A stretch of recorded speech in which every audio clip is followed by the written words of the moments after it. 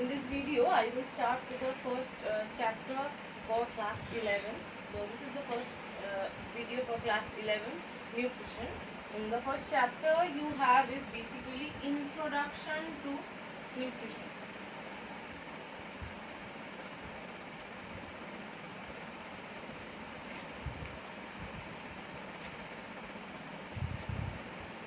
Basically, what is nutrition? Nutrition is a broad process which includes many processes which togetherly serve a purpose. And what is that? We are consuming food. That food will contains complex structures, chemical structures. Those are converted to simpler one. Those simpler structures are being taken or being carried to the bloodstream. Then blood that is called absorption. So first part is digestion, where large structures are being broken down to smaller ones. Then smaller structures are being transported to blood. That is called absorption. Then blood carries those simpler chemical structures or chemical structures of nutrients to the cells, where they perform specific functions. And functions like repairing, immune boosting, new compound synthesis of new compounds. So all these are purposes for which the other processes are being conducted. That is called assimilation. And another purpose is production of energy. Now, and production of energy that occurs through many complex processes, which is called metabolism. So all these processes comes under the term nutrition, because all this works in a sync to serve some certain purpose. And what is the purpose? To keep our body healthy. Repairing of tissues, immune boosting, new synthesis of new complexes, all these are required for keeping our body healthy, and that is what the purpose served by the process of nutrition. So nutrition is the process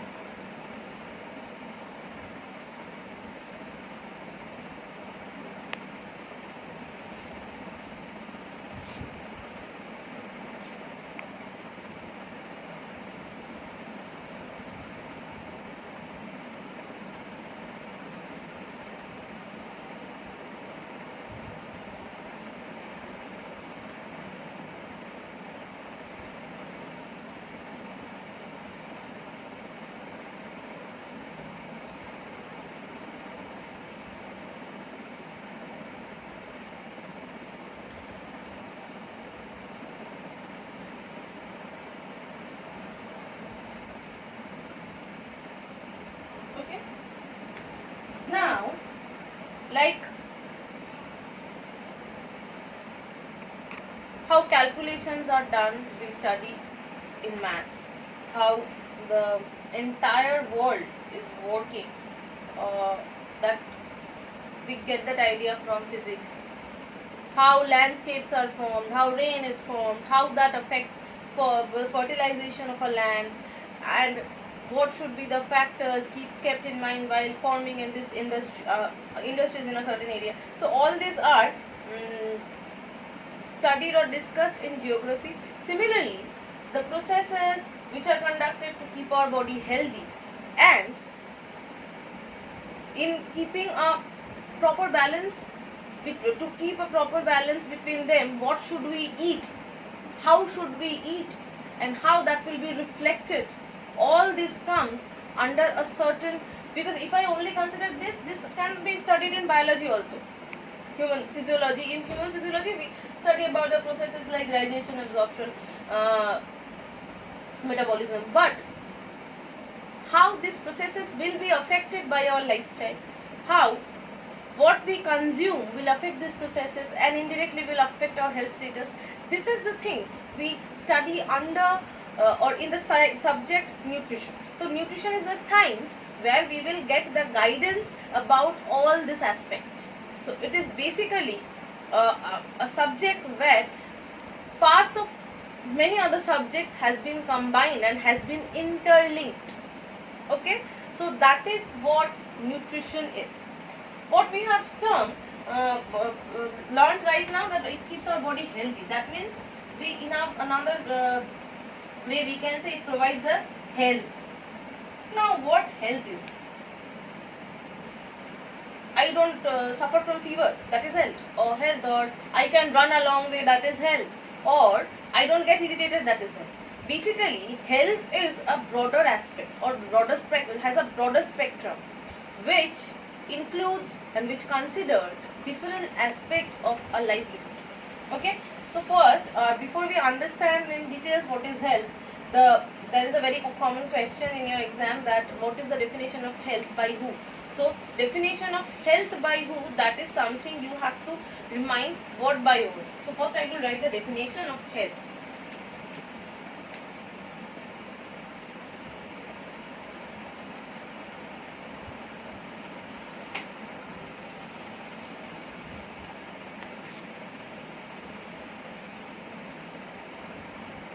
Definition of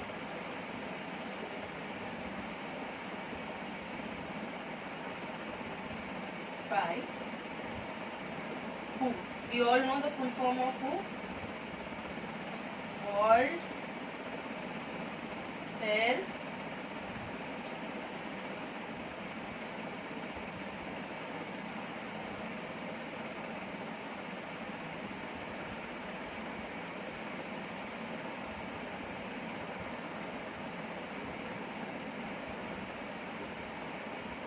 Okay, so that is the full form of who, and the definition is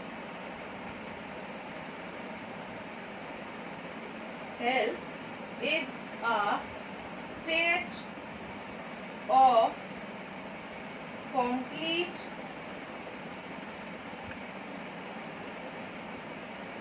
physical and social well-being and not merely absence of diseases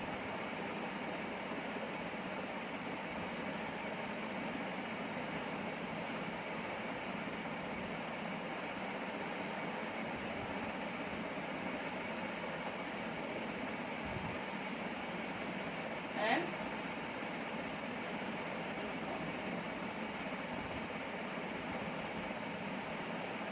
okay, so this is the definition of health according to WHO, World Health Organization. Why it is important? Because worldwide different data regarding health, diseases, malnutrition, health issues are recorded, and measures to be taken to combat with that are suggested by World Health Organization. They work on the health sector worldwide.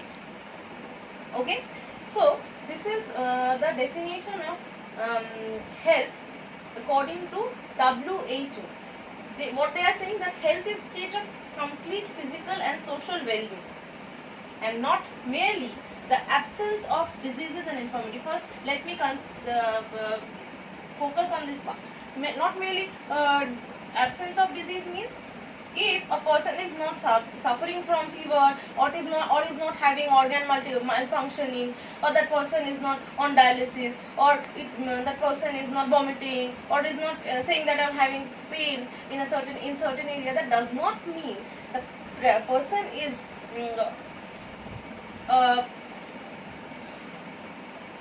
or the person what should I say, acquired a proper health status. It is not confirmed by absence of symptoms of disease. A person who is not having any acute disease at that point, that does not mean the person is in complete health and all aspects of health is correct. That means maybe a person is not having any symptom of disease, but the person cannot able to digest food properly, or a person who is having food properly, 4 meals per day, fruits every day, and gap between 2-3 meals, but the person is not gaining weight. That means obviously there is some problem in the steps of nutrition. Maybe that is the problem is in digestion, maybe the problem is in absorption. That means food is being digested but is not being absorbed in and is not being transported in the blood. If it will not transported in the blood and the cell will not receive, so obviously the person will not gain weight, or maybe the person is unable to digest even. whatever the person eats, most of it is excreted from the body through feces, and digestion and percentage of digest nutrients is very very low. But that you cannot see from outside. That does not mean the person is okay or the person is healthy, because the person is not gaining weight or in balance with consumed food. That itself indicates a problem in his or her health status. So absence of disease does not confirm health. Another point has been considered here, a state of complete physical and social well-being. Why physical, social well-being? Social well-being considers mental and behavioral well-being. Suppose a family where father and mother they work as a labor and they earn very little money. What they are doing? They are the mother is unable to breastfeed the child for the first 6 months, and as they cannot earn well, they are feeding the baby with arrowroot or something like that. So obviously it will not provide any growth, or it will not provide anything to the baby. Obviously that is something where nutrition is also being affected because of social issues. Income is a social issue. The parents are having that social issue that which is leading them to push their baby towards an insecure health status. So that is something which comes under social aspect or social well-being. And physical well-being, obviously organs are working properly, all the processes are being conducted properly. Digestion does, maybe the person, there is occurrence of digestion in that person, but the rate is not normal. That is also can be considered as absence of nutrition. So that is why complete physical and social well-being is the indicator of health, not only the absence of diseases and infirmity. We will be back with the rest of the discussion in the next video. Thank you.